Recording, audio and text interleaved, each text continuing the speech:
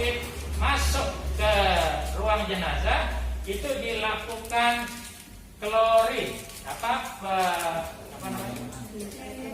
Disinfektan dengan klorin. Jadi bahasa kita disiram untuk apa? Untuk mematikan virus yang ada. Bahasa saya direndam selama minimal 15 menit.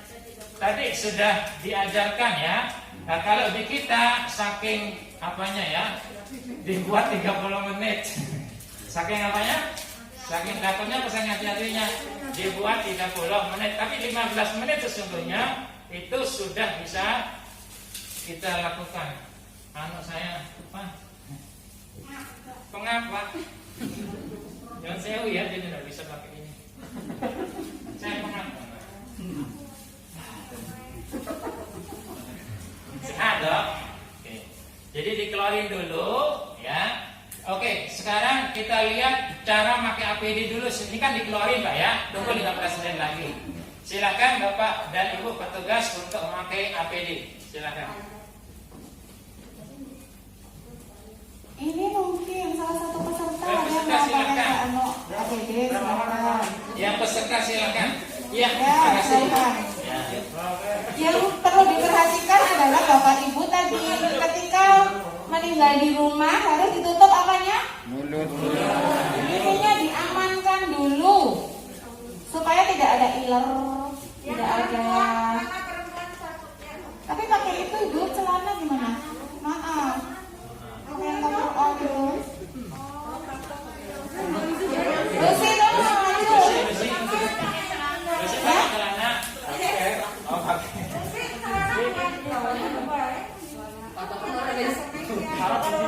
Ya sudah lah, laki-laki dua dia satu lagi. Ya, ininya ditutup dulu. Berarti kan prosesnya dari mulai ketika ada ditemukan jenazah, iya Pak. Ketika meninggalnya di rumah ataupun di rumah sakit, tetap harus diamankan adalah area mulut dan hidung. Lagi diambilkan plasternya belum dibawa. Jadi ini ditutup, sama ini ditutup, ya. Habis itu diapakan? Dibungkus plastik.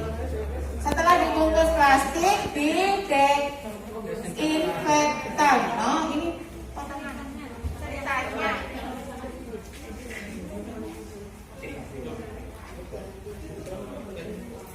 Ini ya Bu, Bapak.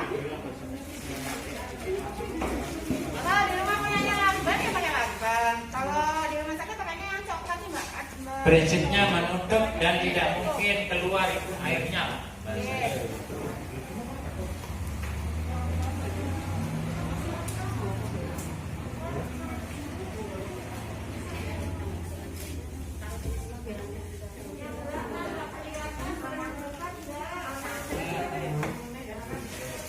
Jadi yang ditutup lubang hidung, kemudian yang kedua lubang mulut.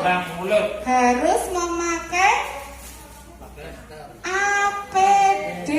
Saonone sing penting tangannya dilindungi. Kalau di rumah punya sarung tangan, pakailah sarung tangan. Nek di rumah bukain sarung tangan rumah tangga, pakailah sarung tangan rumah tangga. Nek di rumah punya sarung tangan yang untuk masak itu plastik, pakailah sarung tangan plastik. Nek di rumah orang duwe nganggo tas resek. Gitu ya, karena kan keadaan darurat. Jangan sampai kita memakai tangan kosong, gitu ya. Habis itu segera sebelum memegang apapun harus melakukan cuci tangan. Kalau di rumah nggak punya hand sanitizer, cuci tangan memakai sabun. Habis itu dibungkus pakai plastik. Kalau pas di rumah nggak apa-apa. Kalau di rumah nggak apa-apa karena kesusahan ketika akan membuka-buka kan. Dibungkus aja menggunakan plastik tadi. Kemudian disemprot, baru itu aman. Telepon call center. Tunggu, selanjutnya lanjut Pak Bos. Dibawa ke rumah sakit. Di rumah sakit diterima oleh petugas Pinro, pakaian. dijemput di ambulan datang. Habis itu mulai proses di kamar Dijemput oleh petugas sudah pakai pakaian APD. Sekarang cara dan urutan memakai APD atau alat pelindung diri, gitu kan? Yang mau pakai berapa orang? Oh, harus kumpulnya cuma satu ya? Berarti satu orang. Satu orang. Oke, satu orang. Yang pertama digunakan adalah sarung tangan bersih. Silakan dipakai. Nah, saya kok melihat cincin. Nanti hilang loh. Ada jimatnya lagi. Nah, Bapak Ibu, dalam kondisi endemik seperti ini lebih baik tidak usah menggunakan perhiasan tangan, baik cincin maupun gelang. Kenapa? Karena ketika kita sudah melakukan cuci tangan, kumannya masih bisa nyimpen di belakang cincin. Itu ya, sementara disimpan. Atau mau buat saya? Ini ada kantong kok. Oh iya, salah. Silakan Pak. Oh sudah. Kemudian pakai mana Pak? Asmat. Ini satu kali pakai, Mas. Iya, kali pakai. Oh bonus. Nah, asmat ini dipakai. Kemudian penutup kepalanya jangan dipasang dulu.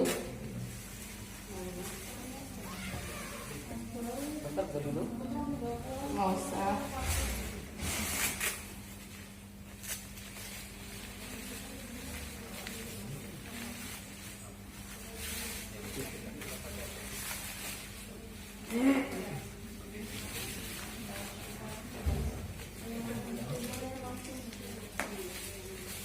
Apa nanti nggak kepanasan pakai jaket?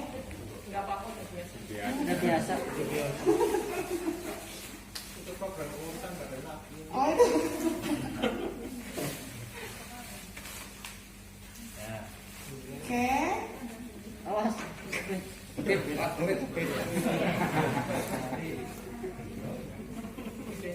Itunya nanti karena kepalanya kan belum di area apa namanya kepala. Habis itu memakai sepatu boot.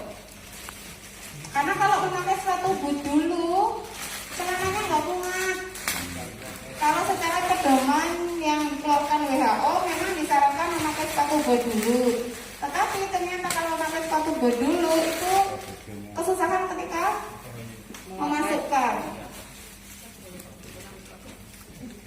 Sepatunya nggak boleh bawa pulang. Ini aja ya. Oh boleh. Ini kok. Lumayan. Ya boleh.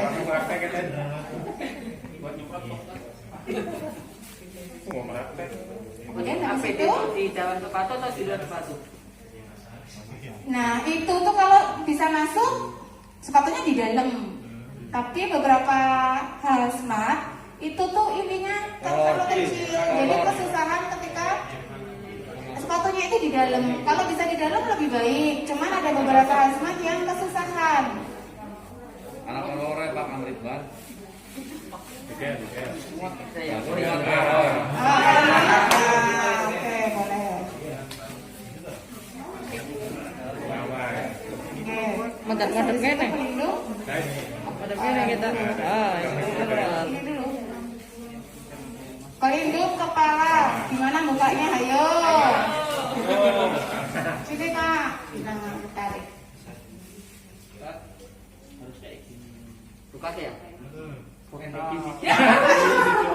Ngerjain orang tua.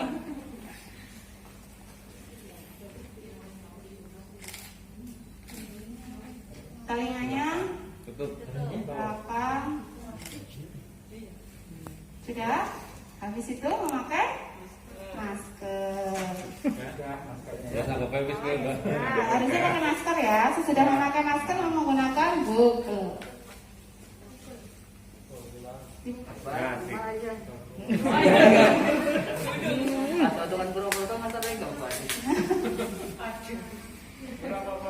piro? Posisikan yang paling nyaman. Itu fungsinya adalah untuk melindungi mata. Jadi usahakan ketika dia memakai harus benar-benar safe. Harus benar-benar, oh ini nggak ada lubang, oh ini nggak ada lubang, gitu Pak. Anda lupa.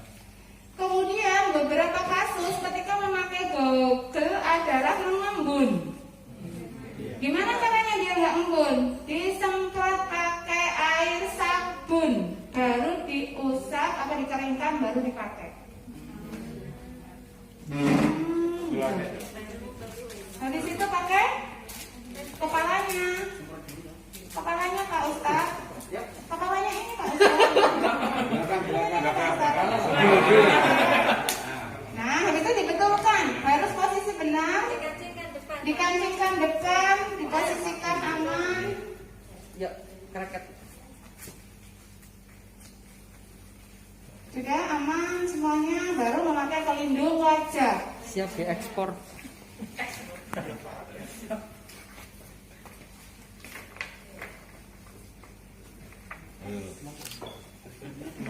Padukan. Kurang turun Bapak. Nah. Maaf ya. Terakhir adalah sarung tangan panjang. Sarung tangan panjangnya menutup baju ya. Nah, kan ini contoh. Nek orang duwe nang omah nganggone sarung tangan. Ya sarung tangan sing buat rumah tangga itu kan ada yang tebel itu loh. Nah orang duwe maning.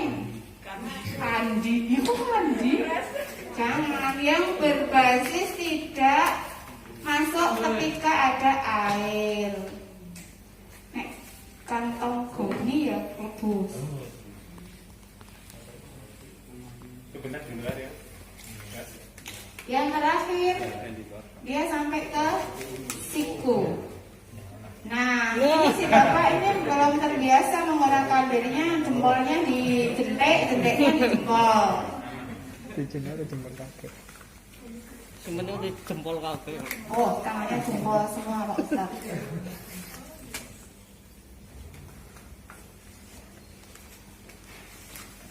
Konsumuk dereng Pak? Konsumuk dereng? Oh dereng. Nah, bahan yang harus dipakai yang diperhatikan adalah satu, hazmat ini harus waterproof atau ketika ada cairan dia tidak tembus. Di wajah harus dilindungi pakai masker, pelindung mata sama pelindung wajah. Ini sebenarnya tidak sesuai WHO yang tadi saya sampaikan, tetapi kita menaikkan satu level. Standar WHO tidak perlu memakai baju hazmat, tetapi cukup menggunakan apron. Celemek. Itu bahasanya celemek. Tetapi untuk kita lebih mantap safety, kita menaikkan satu level dengan memakai baju hazmat. Nanti ya. Nah tadi yang disampaikan adalah kenapa kita harus telepon dulu. Bapak ini sebelum pakai baju hazmat dia harus menyiapkan cairannya dulu, ya kan? Ya, enggak, silakan dibantu Pak Ghazali yang memakai masker. Oke, ini kan sudah ya. Jadi ini setiap petugas pemandi jenazah seperti ini nih. Nanti kalau bapak ibu seandainya terpaksa di rumah, misalnya karena kejauhan atau karena di sini full, misalkan alhamdulillah, ya mau tidak mau bapak ibu sebagai relawan harus bisa seperti ini nih. Paham gitu Bapak Ibu ya? Tadi Pak Ghazali, nek dilarang orang dehamsa, hazmat, wales. Nek orang duwe saking gini orang anak kayak kie, pakainya apa? Jas hujan. Di pasar ada, ya harganya 5.000 ada, 9.000 ada. Nanti apa harganya kan? Gitu ya. Pokoknya intinya melindungi diri. Dengan tadi kita harus kreatif. Ya. Oke, saya lanjutkan ya. Untuk rukun jenazah dimanapun Anda berada nanti ya. Jadi sebelum menerima jenazah harusnya persiapan yang pertama itu adalah persiapan kain kafan. Tidak urut ini. Jadi persiapan kain kafan dulu, baru menerima jenazah. Jadi persiapan kain kafan, lapisan pertama talinya dulu yang paling bawah dong. Plastiknya dulu ya. Oke. Plastiknya dulu. Sekarang maju. Oh, tidak boleh berdekatan, katanya satu sana satu sini. Nah, plastiknya kayak gini yang gede. Itu biasanya Mbak Bindra ini potong sendiri, belinya yang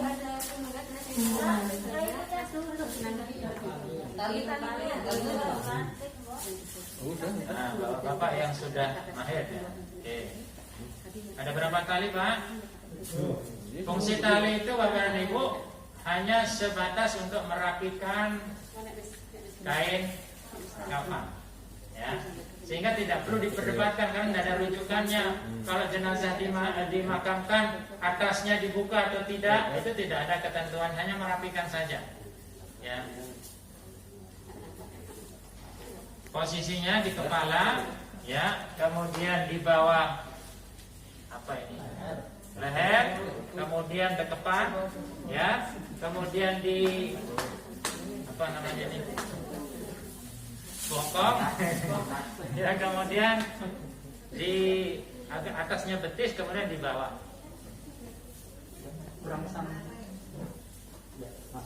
Dalam ketentuan syariat Bapak dan Ibu diupayakan bahwa kain kafan itu adalah milik sendiri, bukan hutangan. Oke, jadi diupayakan milik sendiri. Nah, kalau di rumah sakit itu biasanya sudah dicas dalam tarif, sudah haknya. Iya.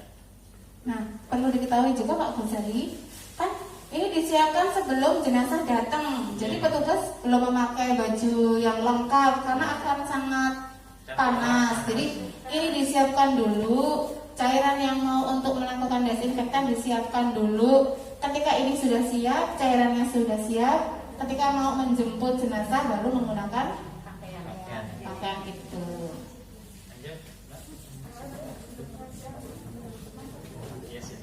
Anggap saja ini ya lengkap kain kafannya ya, lapisannya. Setelah itu masuk lagi. Bawa satu kain kafannya itu plastiknya. Ini sudah dianggap Dianggap kain kafan 3 atau 2 atau 1, minimal kan 1. Oke, minimal kalau dalam kain kafanan ya. Kemudian plastik lagi.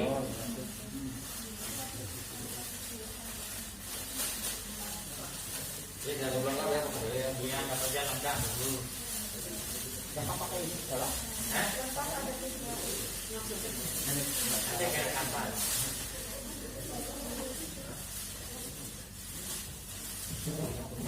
Karena prinsip kain kafan itu adalah menutup aurat.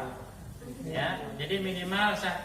Kalau Anda memuliakan ya tadi tidak boleh berlebih, tidak boleh lebih dari 3 lapis atau 5 lapis. Ya, jadi intinya tertutup aurat si jenazah.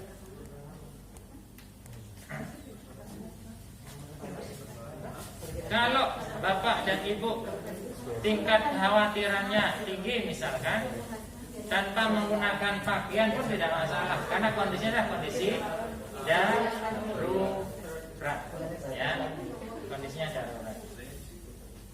Ini sarung, ini baju. Hah?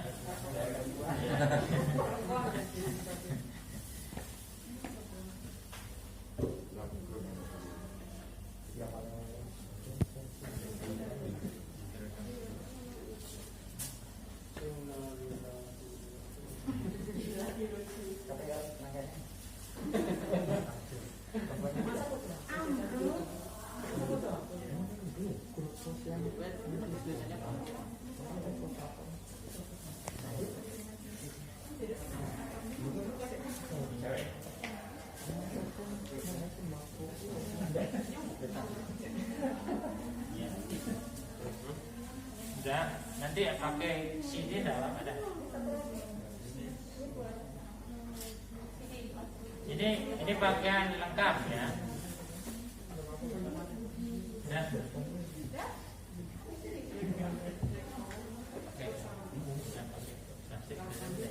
Nah, itu sudah disiapkan. Sekarang menyiapkan cairannya. Bawa ember nggak bagusnya? Enggak. Nyiapkan cairannya adalah tadi ketika 1 ciduk Baiklin, 9 ciduk air. Oke, berarti kan sudah siap Bapak yang mau melakukan pemulasaran berganti menggunakan baju lengkap. Menjemput jenazah. Habis itu dibawa ke kamar jenazah. Jangan ditaruh di atasnya, Pak. Kan mau sebelum masuk di situ. Oh, di mana sini mas ini? Di sini. Nah, lihat. Boleh nggak ya? Nanti tapi di atas. Taruh atas ya, biar kelihatan di sana dulu. Tapi ini bukan di atasnya ya. Bukan demikian kapan ya, hanya saja memudahkan saja. Ya, boleh. Tempat lain. Tempat lain. Nah, ini tidak usah dimanipulasi. Ini didiamkan saja ketika sudah ditutup. Kemudian mengambil cairan yang tadi sudah dicampur. Diguyur dari atas ke bawah semua sampai bagian kaki. Kemudian kalau bisa dimiringkan. Ketika memiringkan jangan ke sini, tetapi ke sana supaya ini tidak mengenai kita. Bagian belakang juga disiram. Habis itu didiamkan selama minimal 15 menit, 15 sampai 30 menit. Sambil menunggu 15 menit tadi suruh ngapain Mbak Ghazali? Kamu sampaikan kan biasanya nyampein ke saya. Jenazahnya suruh gosok-gosok sendiri katanya. Jadi resikonya menggunakan ini ya sudah nunggu sampai selesai ini. Menunggu Kondisinya selama 15. sambil zikir, selawatan maksud saya. Didoakan jenazah. Nah, kalau sudah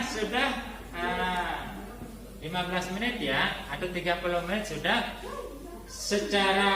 secara pengetahuan itu petugas sudah aman hitungannya, aman dari segi pelaku ya, aman dari sisi pasiennya, jenazahnya ya. Nah, kalau kepingin hati-hati mening ya, wilayah ini tidak usah digosok-gosok gitu loh ya. Wilayah ini tidak bisa digosok-gosok, yang lain digosok tidak masalah. Kalau mau hati-hati lagi, tapi pada prinsipnya ini sudah aman untuk petugas perukti jenazah. Nah, jadi sama proses memandikannya. Ya, Anda tidak menggosok pun tidak masalah, yang jelas sudah dialirkan semua air, karena yang namanya mandi itu mengalirkan air ke seluruh tubuh. Paham nggih Bapak dan Ibu? Tapi kalau Anda memuliakan ya sudah digosok semampu kita, karena posisinya adalah dalam posisi darurat. Ya, misalkan tidak mau dibolak-balik ya tidak masalah. Yang jelas semua tadi sudah diguyur di awal. Bisa dipahami ya Bapak dan Ibu? Nah, sesudah itu sama seperti biasa dihanduki, ya toh? Kalau perempuan yang mau dikepang juga monggo, tidak juga monggo, yang jelas dirapikan intinya. Ya, dirapikan intinya baru digunakan pindah ke tempat kain kafan.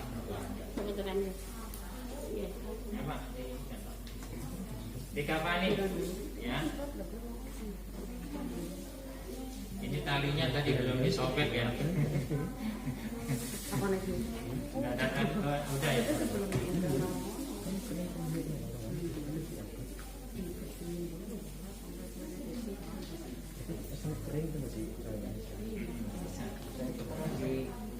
Intinya disimpan lagi nggak? Sudah.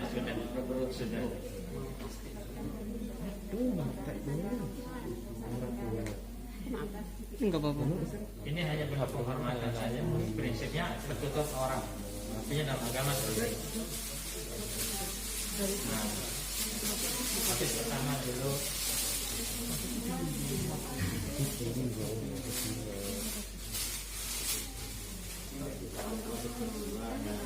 Nanti sekalian.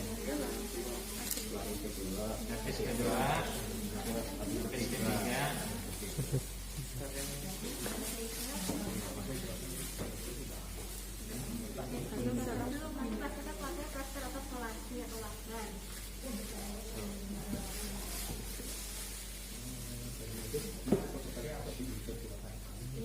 Itu tidak ada ketentuannya, yang jelas rapi.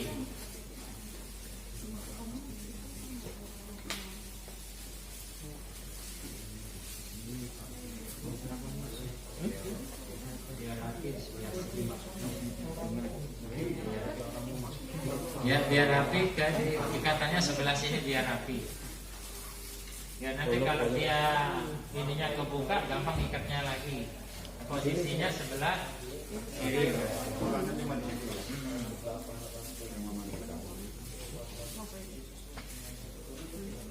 satu berapa? Kurang naik.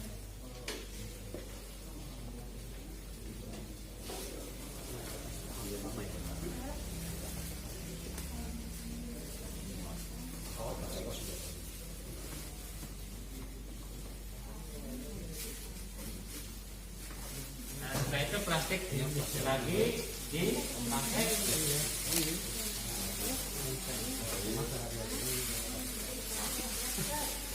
Pakai plaster.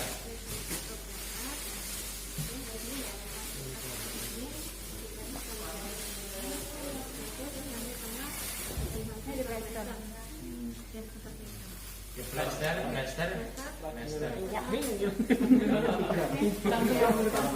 Ya, terserah.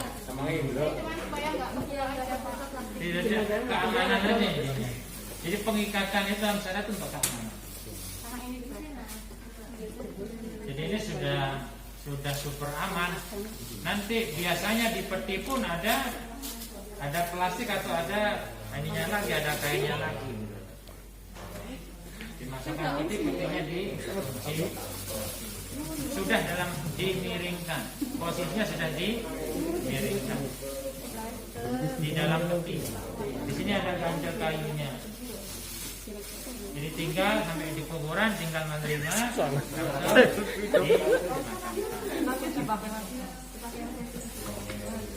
Ada pertanyaan Bapak dan Ibu? Bisa di tempat memandikan, bisa di tempat pekuburan.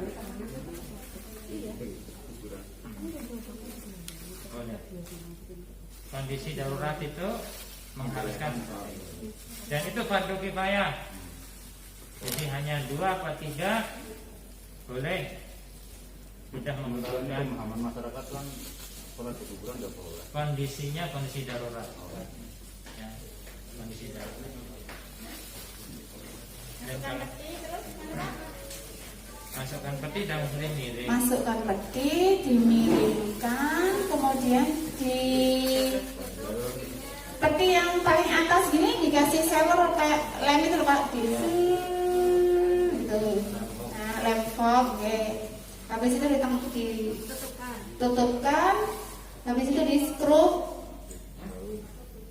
baut 6, habis itu dilakukan di bagian speed gitu. Langsung di atas sendiri ya. Ini baut kan, tadi baut. Kan di sini Pak sambungannya. Sambungan ini. Ya, lapisan paling atas kan. Sambungan peti. Peti. Tutup peti sama peti. Iya. Bisa diambil gambar dulu yang masnya. Ada yang ditanyakan kok Bapak? Ada yang Silakan ya. Ini bukan aktivitas. Ambil gambar ininya dong. Jadi paling aman memang kalau ada jenazah PDP atau ODP atau Sedang aktivitas COVID ada di sendirian, rumah Mas. ya, Ya, sampaikan dari posyandu nanti dia ya membawa ke sini gitu ya, aman. Tapi kalau tempat mandikan itu penuh yang mau tidak mau relawan harus siap gitu. Seperti ini caranya. Di tempat memandikan dan pengamanan itu beda.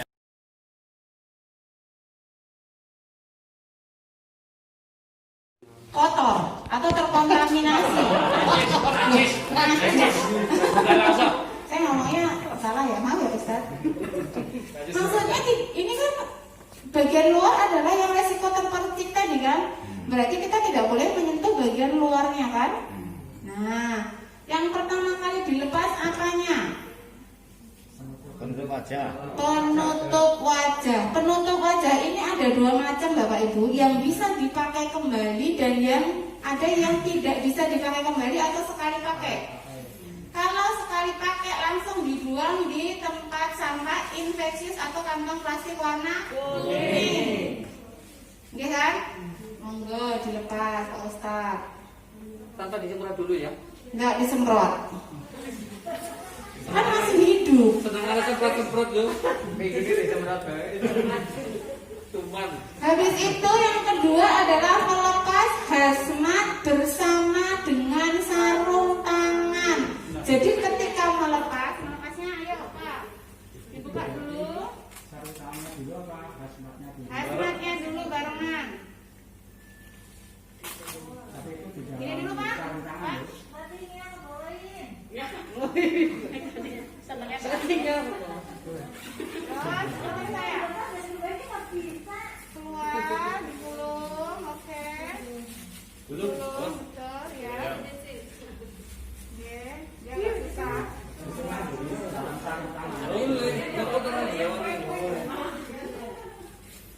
Orang lebih wangi. Merasa direwangi bener. Jergen dewek.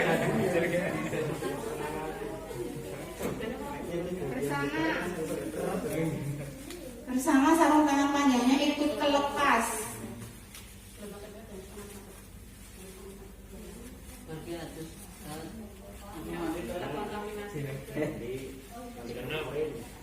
Susah ya Pak Ustaz?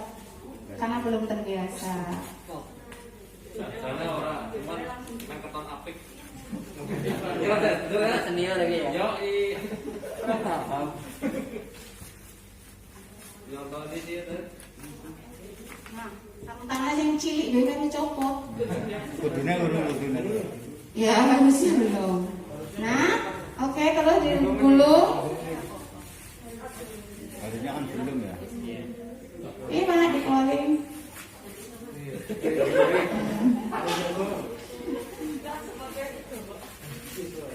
Iya. Sudah gue balik lah.